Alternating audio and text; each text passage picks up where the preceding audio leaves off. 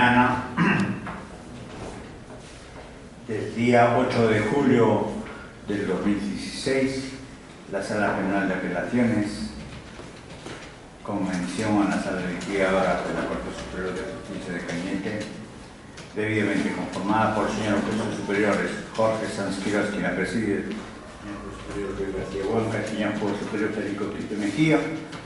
Nos constituimos en audiencia pública a los efectos de tramitar el expediente número 0068-2016-0801-SP-PE-01. Sujetos procesales: solicitante SS, solicitado NN, imputado Ordóñez Barahona Cristian Joel, imputado Ordóñez Flores Arturo Alberto. Delito: asesinato. A continuación solicitamos la acreditación de los señores sujetos procesales asistentes a la presente audiencia. Buenos días, señor fiscal superior. Por favor, buenos días, señor magistrado, buenos días, abogados presentes y personas que se encuentran presentes en esta sala. De parte del Ministerio Público, Emilio Promo Calupú, fiscal adjunto superior de la Primera Fiscalía Superior Penal de Cañete. Domicilio Quirón Sepúlveda, 217, tercer piso, teléfono 998-40-2168. A su costado vemos un señor abogado. Por favor, buenos días, si lo hace acreditar y se identifica. Buenos días, señor presidente, señores jueces superiores, señor alto colegiado, señor fiscal, señores abogados de la otra parte.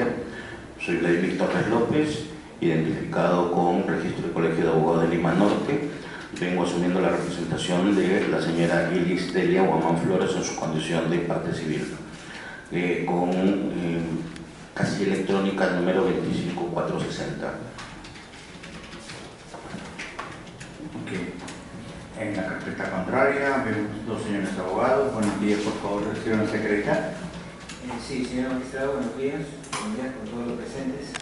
Asumo en esta oportunidad la defensa de los ciudadanos Arturo Alberto Ordóñez Flores y Cristian Joel Ordóñez Barahona, abogado de Jesús Chavarri Caraguatay, con registro de colegios de abogados de Lima 34691, domicilio procesal en calle 1510 San Vicente Cañete, correo electrónico jesuschavarri09@gmail.com, teléfono 3399-246, asimismo casilla electrónica número 1339. Señor magistrado, hago presente que hoy me acompaña como abogado de interconsulta el letrado Alexander Sotomayor.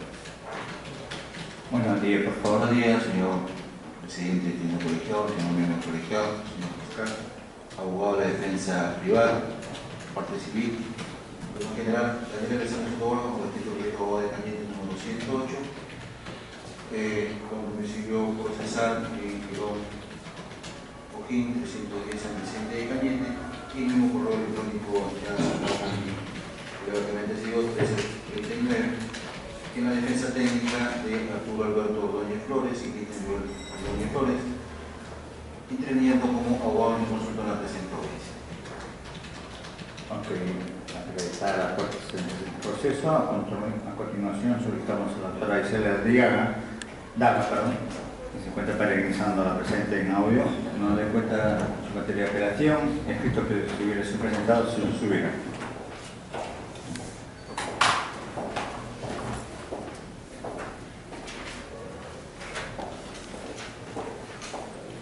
Buenos días, señores magistrados, señor representante del Ministerio Público, abogado de los sujetos procesales y público en general.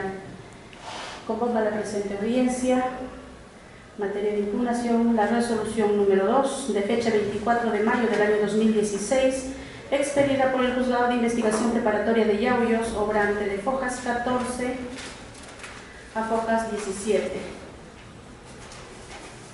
Resolución que fuera impugnada mediante recurso presentado con fecha 17 de junio del año 2016 por Jesús Chavarri, abogado defensor de Arturo Alberto Ordóñez Flores y Cristian Joel Ordóñez Barahona, quien precisa en su petitorio interponer recurso de apelación contenido en la resolución número 2 de fecha 24 de mayo del año 2016, solicitando se sirva revocable y reformándola declare fundada la tutela de derechos solicitada. Este recurso impugnatorio corre de hojas 18 a hojas 22.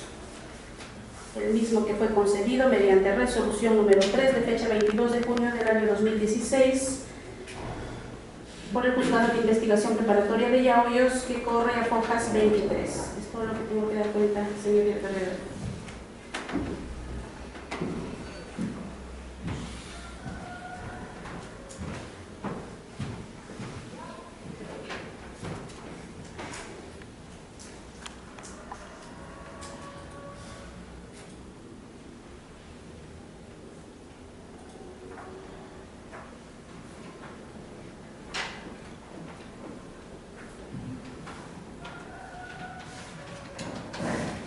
Doctor, está claro, ¿no? ¿Verdad? Sí. Vamos a unificar la presente. Le vamos a conceder 5 minutos para su folio de Levana. Sí, señor magistrado. Un pedido, nosotros hemos apelado 2 resoluciones. La próxima audiencia. ¿De cuál se refiere esta? Porque a mí me llegó, pero dice solamente que se hace apelación en una y en otra. ¿Alcanzamos el pedido para que lo revise? Sí, sería para un orden.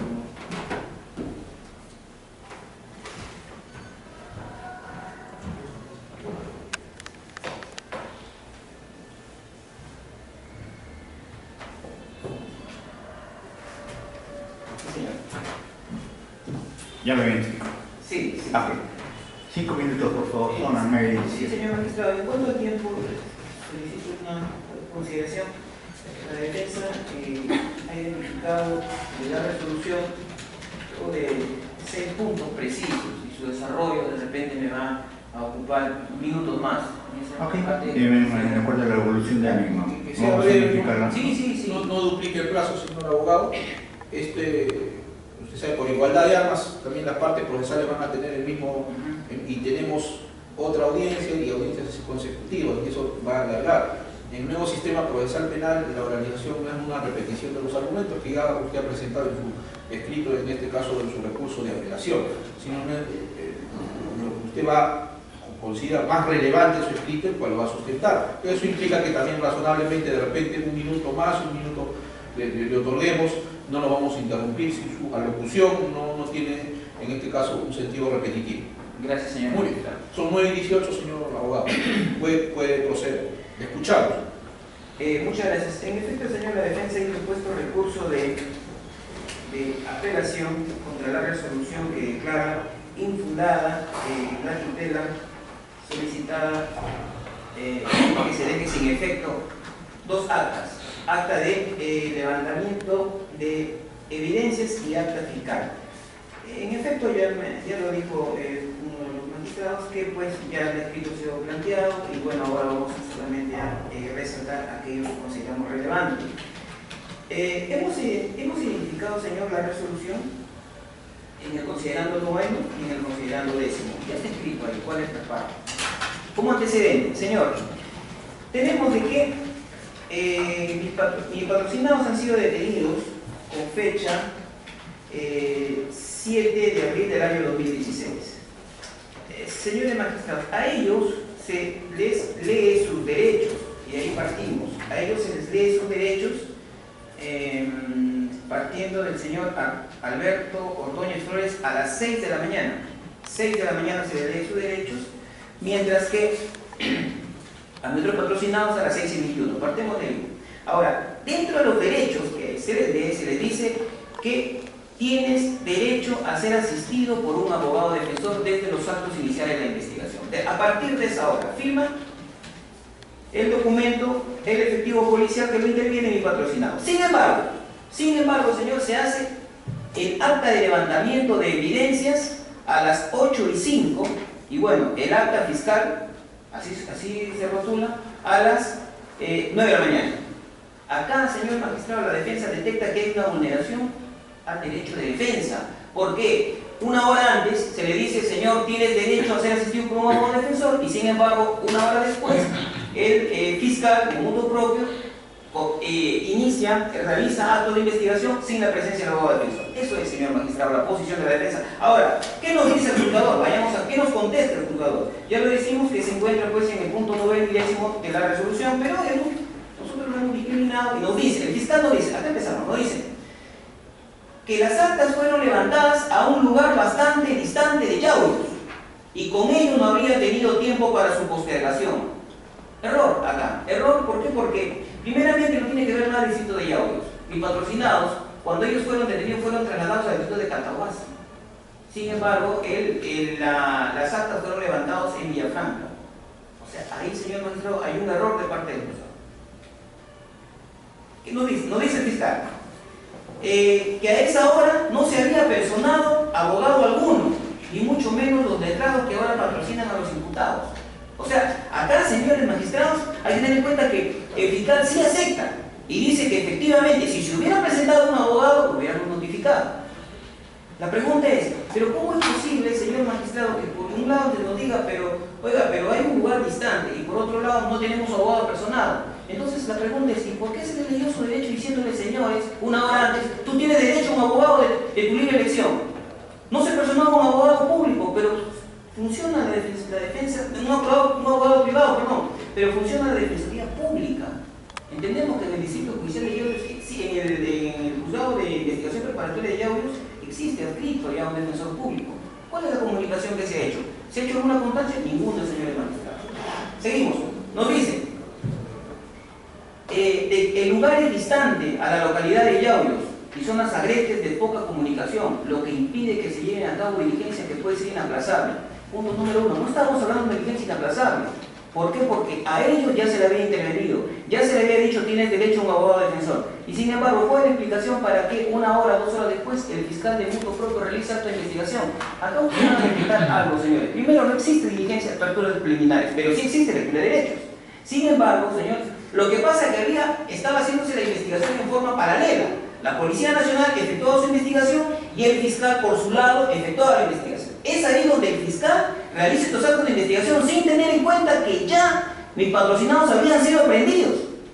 Entonces es por eso que él no tiene conocimiento de esto. Después se da cuenta y dice, efectivamente dice, oye, pero ¿qué pasó acá? Si estaban detenidos y recién a la 1 de la tarde le comunican al fiscal. Pero ella estaba haciendo por su propia cuenta investigación. Y es por eso que ustedes van a revisar que en las actas que estamos cuestionando no aparece la Policía Nacional. Ahí lo van a ver. También nos dice que la inexistencia del abogado defensor solo repercutiría en la validez de las pruebas y en las irregularidades en el levantamiento. Sin embargo, esto no genera su nulidad. Eso nos dice, repito, que la inexistencia del abogado defensor solo repercutiría en la validez de las pruebas y las irregularidades en el levantamiento. Sin embargo, esto no genera su nulidad. ¿Cómo? Pues acá no estamos, señor magistrado, no estamos mirando el fondo, cuál es el contenido de esas actas. Si no estamos viendo, oiga, en esos actos de investigación, usted me ha dicho que tengo derecho a un abogado defensor, y sin embargo, lo ha practicado sin la presencia de él que me defienda. Ese es el tema. Pero sin embargo, el juzgador dice, pero no te quejes, porque al final de cuentas, tu sola presencia solamente genera la nulidad. Más abajo nos dice, señor, hay que tener en cuenta el artículo 44 de la Constitución Política del Perú. El artículo 44, seguridad pública. El juzgador dice, pero no, bueno, pero si te ha afectado el derecho de defensa, pero el artículo 44 de la Constitución dice que todos pues tenemos derecho a una seguridad pública. No entendemos qué tiene que ver. A eso le damos su respuesta de que el artículo 42 de la Constitución Política también tenemos pues, el artículo 139.14 de la Constitución. Nos dice, oiga, todo ciudadano tiene derecho a la defensa desde el momento que es intervenido. Ahora, el juzgador, señor, ya por último terminamos. El juzgador nos remite al artículo 352.5 del Código Procesal Penal. Nos dice, mira, el cuestionamiento que tú estás haciendo lo vas a hacer más adelante, al momento de la admisión de las pruebas, al momento que si el fiscal traiga a colación esas actas, tú puedes cuestionarlo, tú puedes observarlo. No es así, señor magistrado, ¿por qué? Porque entonces no tendría sentido el artículo 71.4 del Código Procesal Penal, en el sentido de que, oiga, si usted en la investigación está detectando vulneración a un derecho fundamental, en este caso el derecho de defensa, tiene que plantear la tutela. Pero sin embargo nos está remitiendo, señor magistrado, a un dispositivo que no tiene nada que ver con lo que es materia de la tutela. Por último, el juzgador, en el sexto considerando trae a colación la sentencia casatoria 14/2010. Esto está referido en cuanto a la cadena de custodia. Ahí se van a dar cuenta ustedes cómo que el jugador ha hecho una plantilla. La pregunta es, ¿qué tiene que ver la cadena de custodia acá? Dice, bueno, trae a colación el artículo de la casación 14/2010, la cadena de custodia. Terminamos eso. ¿Qué tiene que ver la cadena? Entonces vemos que el juzgador ha hecho una plantilla. Y es cierto, en la próxima audiencia, y vamos a ver, señor magistrado, cómo es que se han manejado estas plantillas. Por esta consideración, el señor magistrado de la defensa entiende que ha sido claro en nuestro pedido, en el sentido de que los despachos jueces sirvan revocando, recurrir y reformando lo que declare fundada la tutela en los términos que hemos planteado. Una aclaración para el señor abogado. Usted plantea tutela, en este caso, por lo que es esto de las actas, ¿no?, que ha realizado el fiscal. La tutela tiene una finalidad, usted sabe perfectamente, tiene un objetivo, ¿no? Y lo establece el artículo 71, inciso 4, en una parte de ello nos dice: subsane la omisión, dicte la medida de corrección o protección que corresponde. Lo que usted está planteando amerita en este caso una subsanación, porque de lo contrario la otra vía podría ser también la nulidad, ¿no?, del acto que en este caso es materia de cuestionamiento. Usted ha desarrollado en su recurso de apelación una respuesta, en este caso, a esa consecuencia que puede ser producto de una declaración de fundada una tutela. Sí, señor. Hay, en efecto, cuando hay actos de investigación en donde se vulnera el derecho de defensa, en este caso podría ser en una declaración de un testigo, qué sé yo.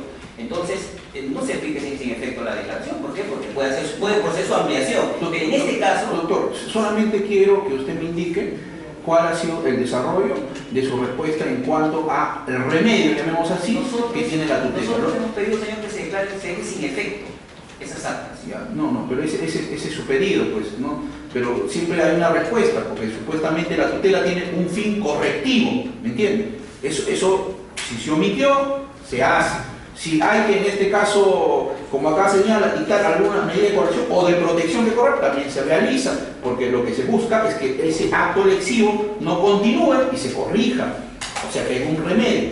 Cuando no hay, llamemos así, esa producción, podremos también invocar, de repente hay vulneración de algún derecho, a la nulidad.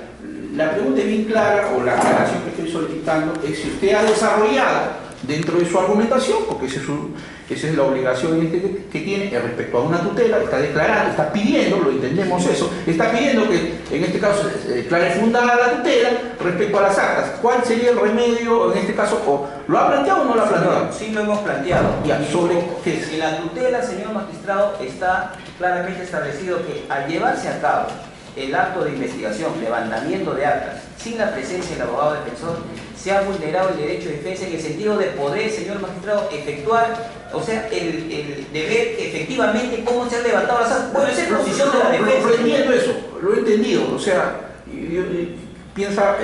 yo lo entiendo eso. Lo que pasa que cuando se pide una tutela, usted en este caso dice, esto es lo que se ha vulnerado y esta es la corrección que estoy solicitando. ¿Ese acto que usted está pidiendo que se ha vulnerado puede ser materia de corrección o no? No, a nuestro entender no, señor. Muy bien, eso es todo. A ver, algo de la señor abogado. ¿Cuál es el concreto derecho de defensa que ha dejado de hacer como consecuencia precisamente de la omisión que está usted alegando en concreto? Son dos actas. Hay recojo de evidencias. Hay recojo de evidencias y en la otra acta es que hay una moto en donde va el fiscal y de la moto de mi patrocinado sacan una soga. Entonces, y hacen pues que se cadena de custodia. La defensa se ve perjudicada ahí porque ha querido estar presente para efecto de verificar que en efecto determinados elementos incriminatorios, llámese piedras, llámese hojas, llámese sogas u otros instrumentos, porque hay esta tijera, hay guantes, que efectivamente se hayan recogido del lugar de los hechos. Que efectivamente se hayan recogido y se haya, señor magistrado, efectuado el acta de lacrado. Esa es la defensa, la defensa, acá tiene que suponer, tenemos que creer que efectivamente así ha sido. Claro que el Ministerio Público dice, pero yo lo recogí, cree en mí. Pero, señor magistrado, tiene que ser el abogado, y no para el efecto de verificar que efectivamente pues, se haya dado en los términos que dice el acta. En los términos que dice el acta. No sabemos diciendo que sea mal. Eso es lo que se ha omitido en todo caso, con Claro. lo que no ha estado presente. No digamos. hemos estado presentes, señor magistrado. O sea, de ahí a que verdaderamente haya sido cierto o no, no estamos cuestionando, sino simplemente que el abogado... El hecho no de, está presente. de presenciar Exacto, claro, para efecto. No, y no solamente eso, señor magistrado, dejar la constancia del caso también. Dejar la constancia del caso también, ¿no? Muy bien. Señor fiscal, por el mismo término, por favor.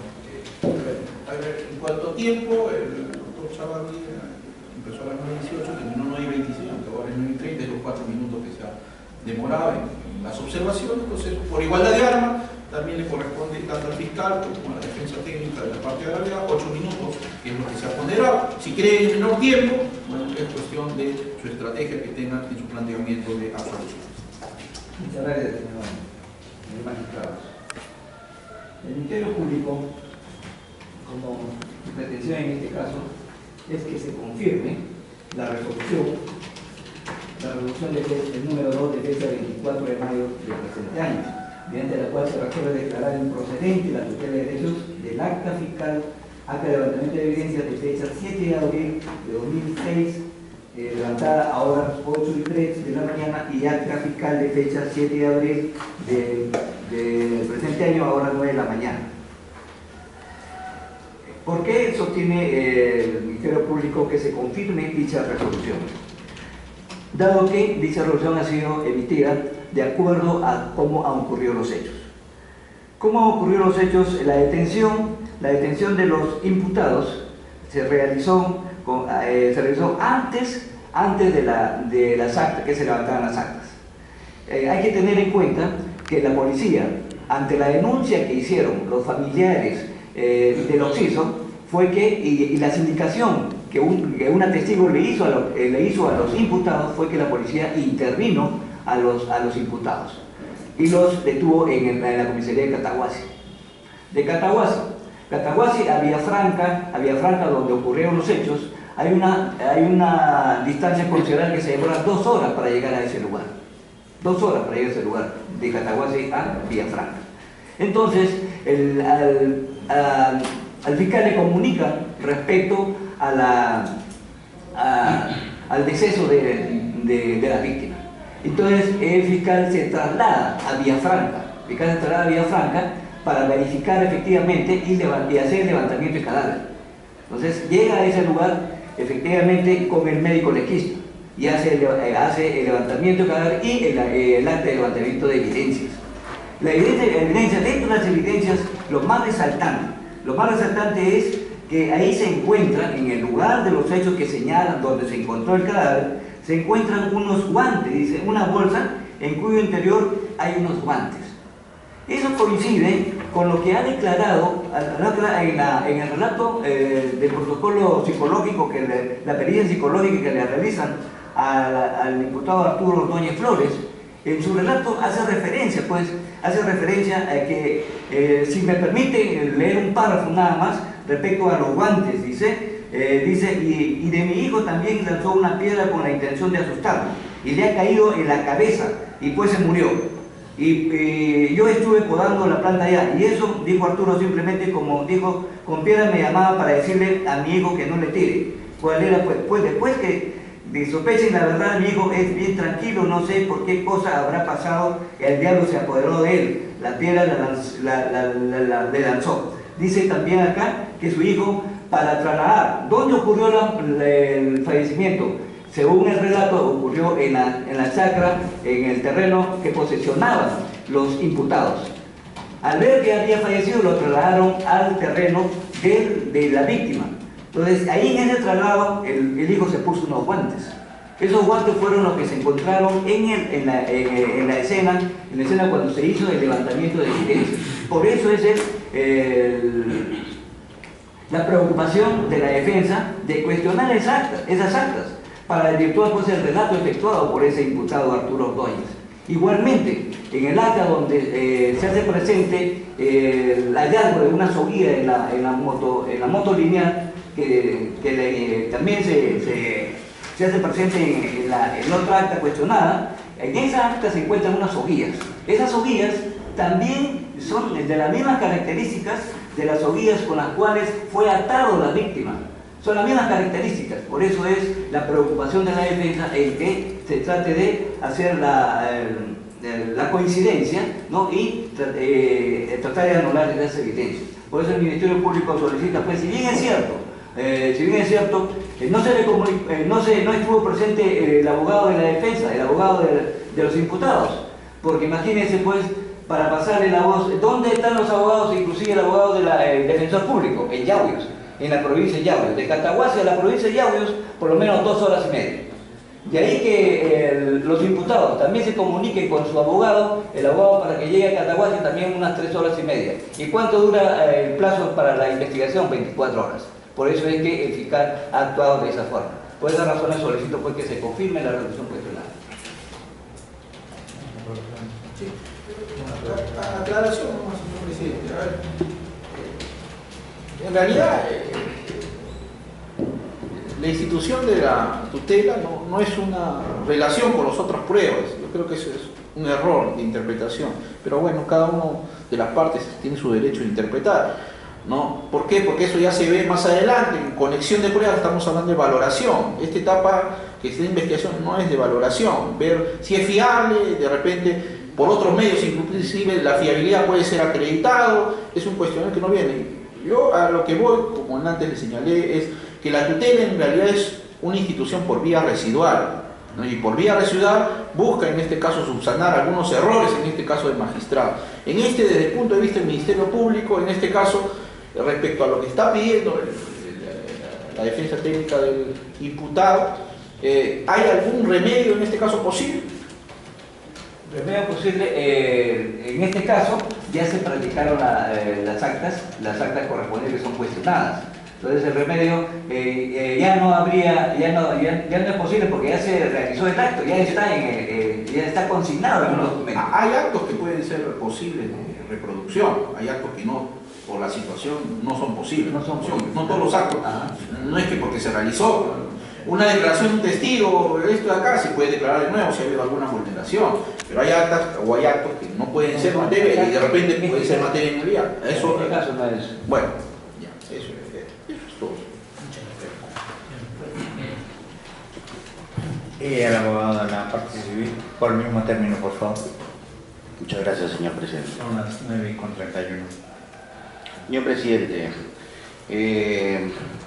la defensa de la parte civil, bajo los mismos argumentos del señor fiscal y sumado a otros más, considera que se debe confirmar la resolución objeto de apelación.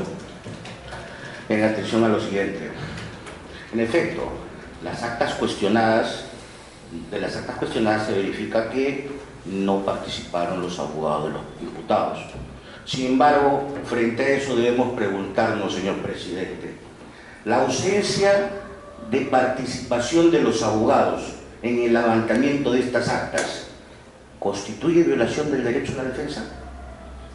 Lo segundo que tenemos que preguntarnos, señor presidente, es si cualquier afectación al derecho a la defensa durante la investigación preliminar acarrea la fundabilidad de una tutela de derecho.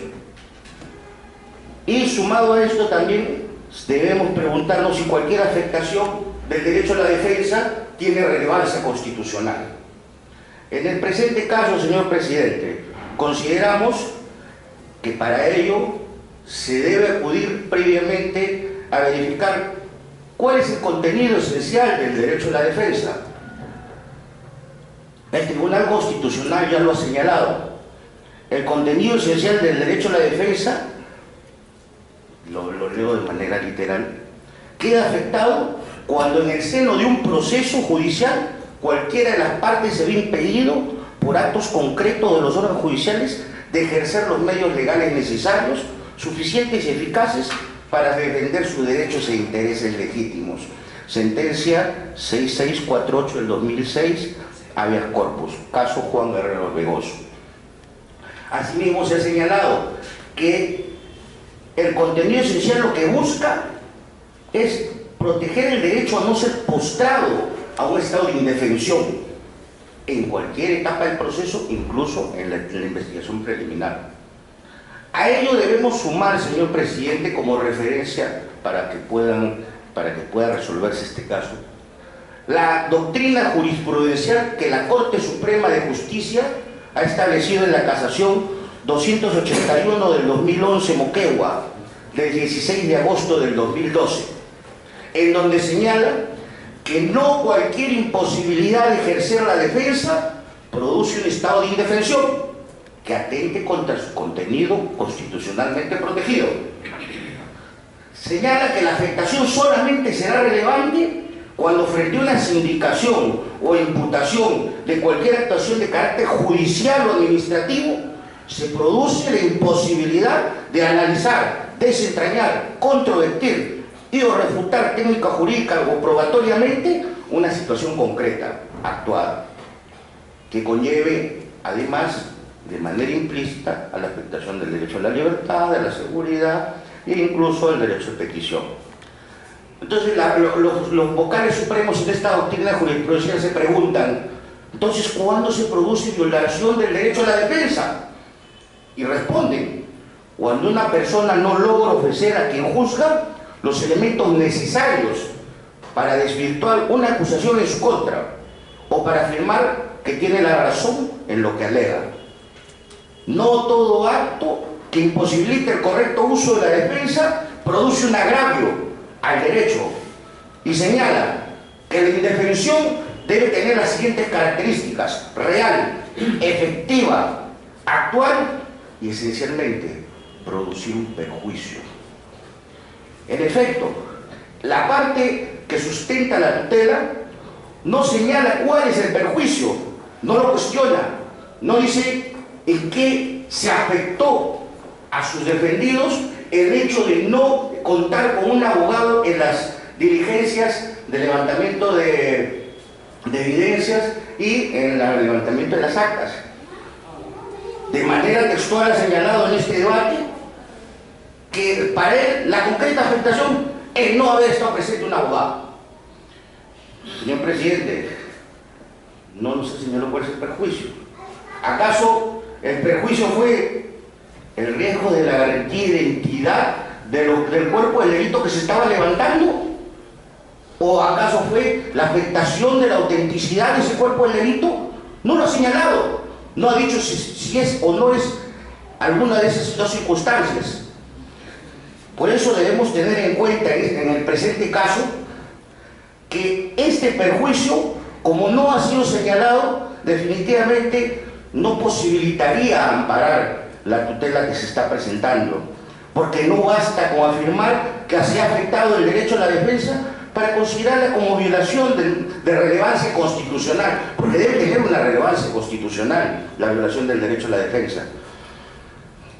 Consideramos en este caso que existiría solamente el perjuicio cuando se hubiese afectado la autenticidad del cuerpo del delito, que no se daba en este caso, pues no se ha probado la afectación de la autenticidad, tal como lo ha señalado el representante del Ministerio Público. Lo que se ha levantado es lo mismo que está en el acta, porque hay una referencia de los procesados respecto a algunos elementos de lo que han sido levantados.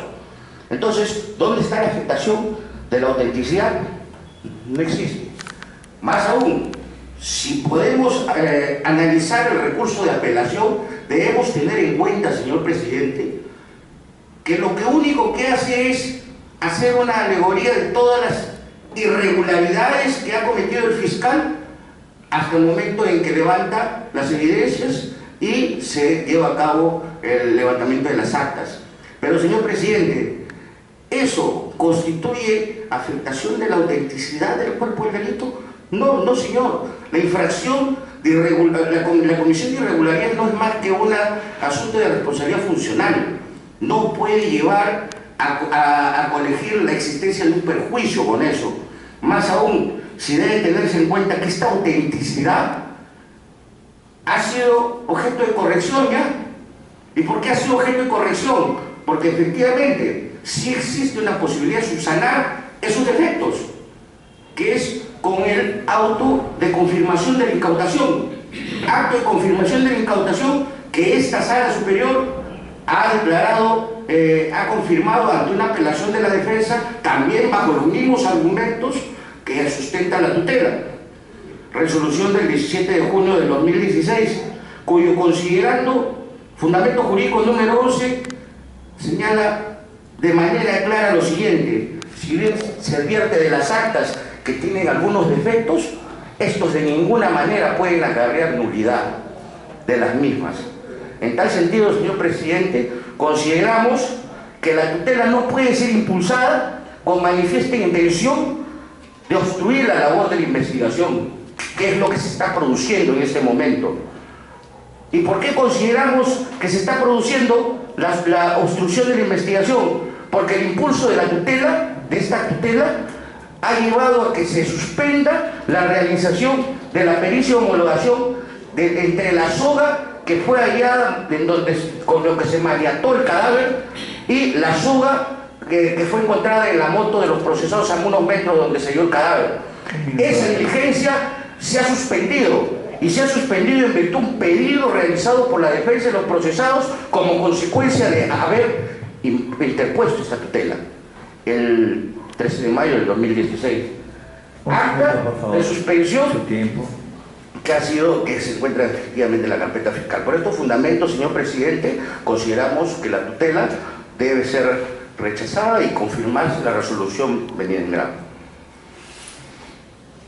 Escuchado a ambas partes, se da por cerrado el debate. Este colegiado, oportunamente dentro del tiempo de ley, notificará en partes la resolución respectiva, siendo las 9:46. Sea por concluida la presente audiencia.